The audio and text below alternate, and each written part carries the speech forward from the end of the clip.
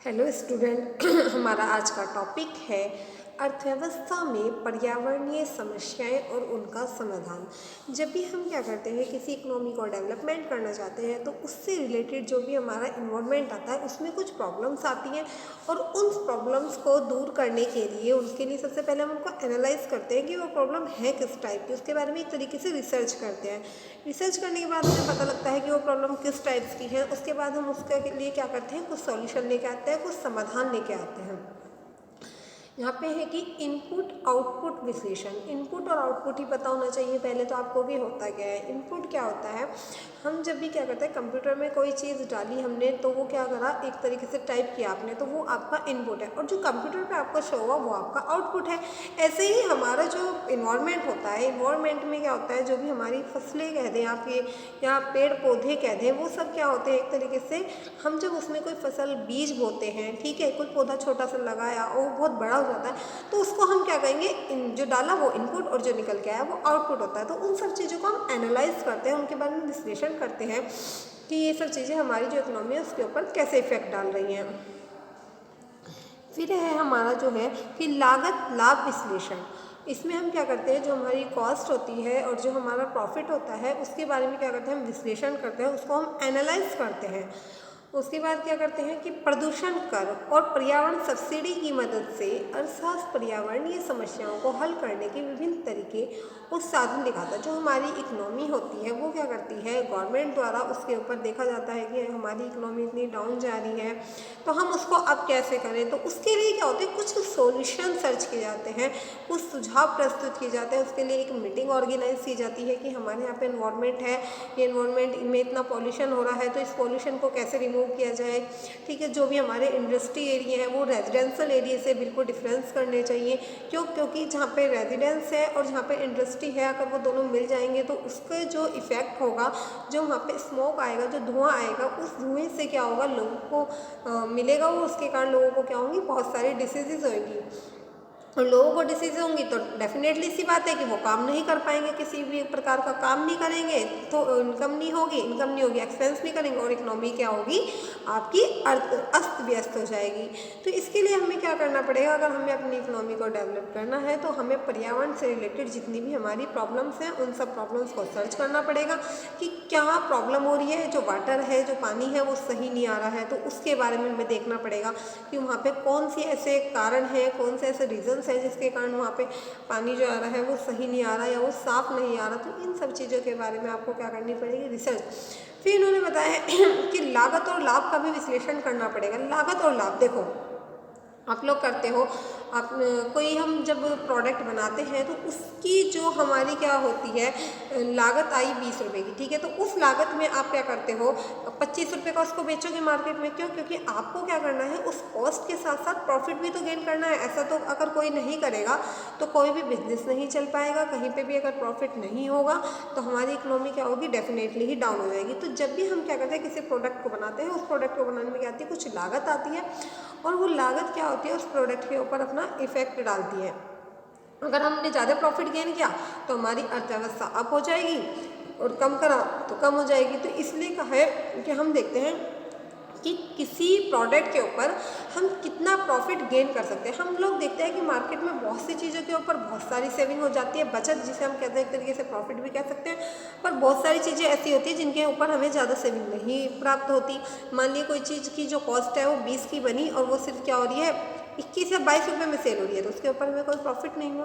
पर बहुत सारी चीज़ें ऐसी होती हैं जिनके ऊपर जिनकी लागत बहुत कम होती है और लाभ उनके ऊपर ज़्यादा मिलता है। आपके लिए एक एग्जांपल है, जो मेडिसिन होती है, मेडिसिन क्या होती है, अगर मार्केट में आप देखते हैं तो हमें काफ़ी महंगी मिलती है, पर जो बनती है तो उनकी जो कॉस्ट आती है वो बहुत कम आती है।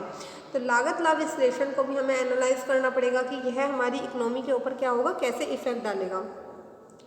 प्रदूषण, देखो पॉल्यूशन बहुत बड़ी चीज़ होती है। जहाँ पे जितना ज़्यादा पॉल्यूशन होगा वहाँ पे उतनी ही बीमारियाँ होंगी, वहाँ के लोगों को उतनी ही सारी समस्याएं होंगी और उन्हें बहुत सारी प्रॉब्लम्स फेस करनी पड़ेंगी। तो ये सारी चीज़ें भी क्या होती है, हमारी इकोनॉमी को एक तरीके से इफेक्टेड करती हैं। तो हमें ध्यान रखना चाहिए कि हम पॉल्यूशन को कैसे कम करें। हमें पेड़ पौधे ज़्यादा लगाना चाहिए, वृक्षारोपण करना चाहिए। इंडस्ट्री एरियो के धुओं के लिए भी कुछ उनमें चिमनी वगैरह की व्यवस्था करनी चाहिए, या उसके लिए जो वहाँ पे एक तरीके से पॉल्यूशन या कुछ पन्नियाँ होती हैं, कुछ जो कूड़ा कचरा होता है वो डायरेक्ट पानी में मिल जाता है, नदियों में मिल जाता है, तालाबों में मिल जाता है, जिसके कारण क्या होता है हमारा पॉल्यूशन सारा का हमारा जो इन्वायरमेंट है वो सारा इन्वायरमेंट दूषित हो जाता है, प्रदूषित हो जाता है। तो हमें इन सब चीज़ों के ऊपर क्या होगा, एनालाइज करना पड़ेगा, फिर इनके लिए हमें कोई ना कोई सोल्यूशन निकालना जरूरी है। और पर्यावरण सब्सिडी की मदद से क्या होता है, जो हमें सब्सिडी आप देखते हैं कि सिलेंडर वगैरह पे जब आप करते हैं, इसके द्वारा भी क्या होता है हमारा जो इन्वायरमेंट है वो सही हो सकता है। अर्थशास्त्र पर्यावरणीय समस्याओं को हल करने के विभिन्न तरीके, जो हमारी इकोनॉमी होती है, जो अर्थशास्त्र होता है वो क्या करता है जो हमारा इन्वायरमेंट है उसको सही करने के क्या करता है, बहुत सारे सॉल्यूशन खोजता है और फिर उन तरीकों और से कुछ क्या होता है साधन भी दिखाता है।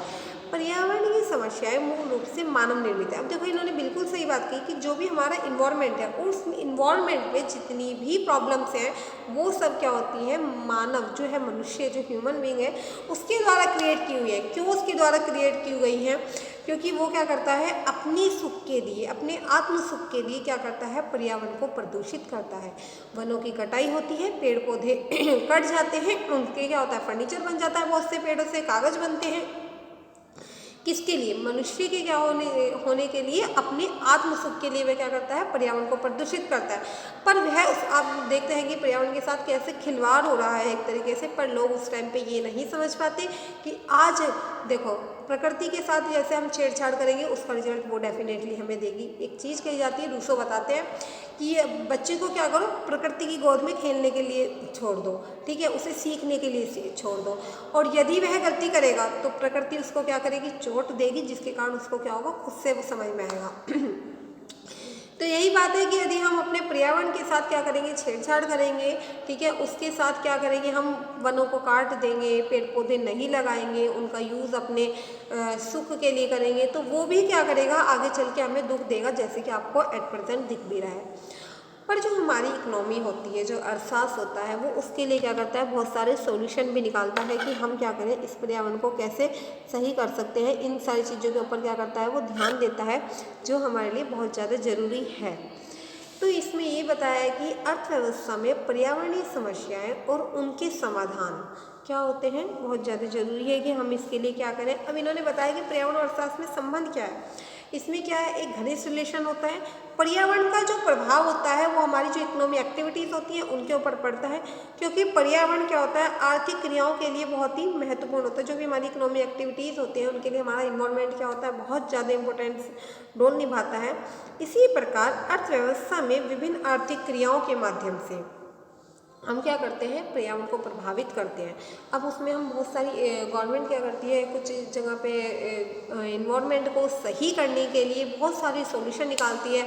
जैसे कि आपको पता है 5 जून को पर्यावरण दिवस मनाया जाता है, तो वहाँ पे पेड़ पौधे लगवाए जाते हैं। एक अलग से ही क्या कर रहा है, पेड़ पौधों के ही लिए जगह बनवाई जा रही है। ये सारी चीज़ें बहुत ज़्यादा ज़रूरी हैं, जो हमारे जो इन्वायरमेंट है उसको क्या करती हैं, साफ़ करती हैं, ठीक है, और हमें जीने के लिए एक क्या करते हैं, क्योंकि हमारा इन्वायरमेंट, हमारा क्लाइमेट जितना अच्छा होगा, हमारे में जीवन जीने की लगन और ज़्यादा बढ़ती चली जाएगी, क्योंकि सारी चीज़ें क्या करती हैं, इन्वायरमेंट के ऊपर ही डिपेंड करती हैं। तो हमें इन्वायरमेंट को कैसे साफ रखना है, स्वच्छ रखना है, ये सब चीज़ें क्या करती है, इकोनॉमी हमें एक तरीके से सिखाती है। क्योंकि पर्यावरण और अर्थव्यवस्था के अंतर संबंध को समझने के लिए पर्यावरण और अर्थव्यवस्था के बहुत सारे जो कारक हैं, बहुत सारे जो फैक्टर्स हैं, हमें उनको क्या करना पड़ेगा, एनालाइज करना पड़ेगा। और थर्ड जो इसकी थीम थी, इसमें यही बताया गया है कि अर्थव्यवस्था में पर्यावरण की जो समस्या है उनको देखो कि कौन सी समस्या है, उनके लिए फिर क्या करो, कुछ ना कुछ सॉल्यूशन निकालो, क्योंकि सॉल्यूशन से ये क्या होगा, सही हो जाएगा एक तरीके से लिए। थैंक यू, आज के लिए इतना ही।